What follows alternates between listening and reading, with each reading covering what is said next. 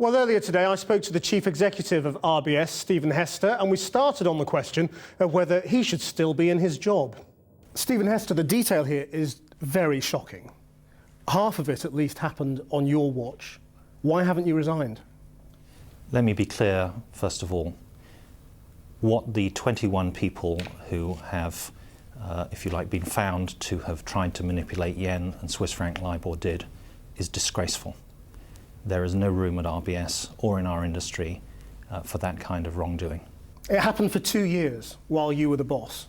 So what responsibility do you bear? The legacy at RBS that was inherited by the current board, chairman, board, management team, me, was a difficult one across many areas.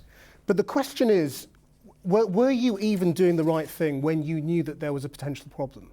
You were alerted or asked to start investigating in April 2010. You didn't have any Libor-related systems or controls in place until a year after that, in March 2011. Why did it take you a year to even start checking?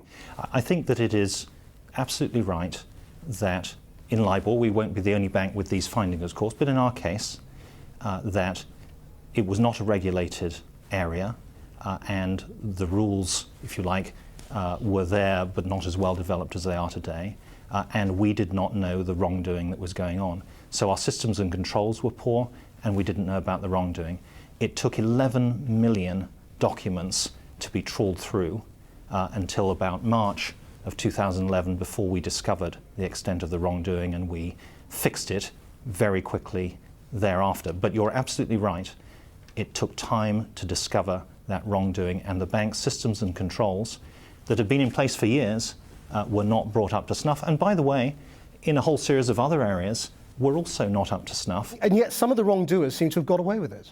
At least 8 of the 21 managed to leave the bank before action was taken against them. I mean, what happens to them? Are they just somewhere in the city working away, making millions? I think that it is important that the authorities look at any wrongdoers, whether in this bank or the other banks that have been involved in Libor, and reach conclusions about them. I mean, bear in mind the context we're in. We're in a week in which a cabinet minister is going to jail for giving his wife some speeding points.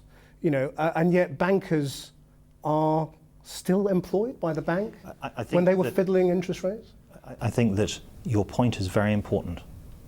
Wrongdoing must be treated as such wherever it occurs, and penalties assigned according to the nature of the wrongdoing and so on. But beyond that, beyond the specific issue of wrongdoing, the culture of selfishness and self-servedness, which, if you like, milder versions have gone throughout different things in the banking industry in different parts across lots of different companies, must also be seen as an excess of past years and corrected. This is not a banking industry that I came back into wanting to be responsible for. This is going to cost taxpayers millions, isn't it, in lost tax, apart from anything else, because this is coming out of profits in terms of the fines. What would you say to them? The damage from the history of RBS runs into tens of billions of pounds for different things.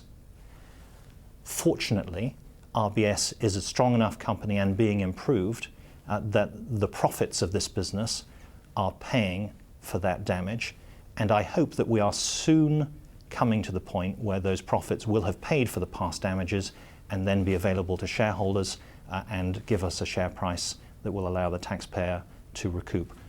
We are in, I think, the late stages of that. I don't control the stock market, but I believe that this awful event, which won't be the last difficult event, but this awful event is in the later stages of our cleanup, and that we are moving towards a point where RBS can be, if you like, the proper contributing company and bank that this country needs.